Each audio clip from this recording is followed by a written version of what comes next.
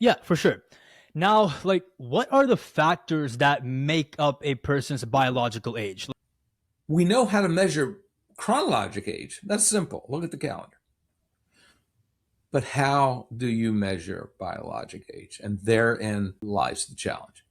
So, what are those things? One is telomere length, one is DNA methylation, and the other is oxidative stress. Now, Mm, so of course, it begs the question: what the heck are those things? We can look at things called telomeres, and that's probably the one I want to focus on. It's easiest. The telomeres are little caps on chromosomes. So at the genomic level, we have these things called chromosomes, and they are a winding of the DNA string. Well, the DNA terminates, and to keep, this sounds a little weird, to keep the DNA from unraveling, Mother Nature puts a little cap at the end of it, and that cap is called a telomere.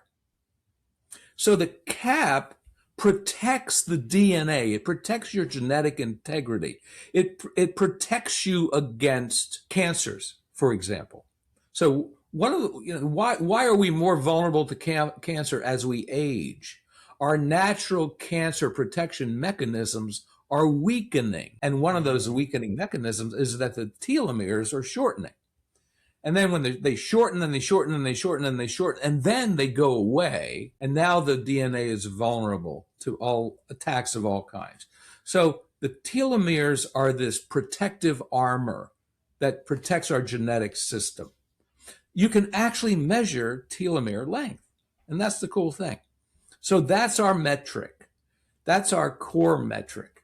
We want to see how much damage the oxidative stress process is doing, accelerating our aging process. We look at the telomeres.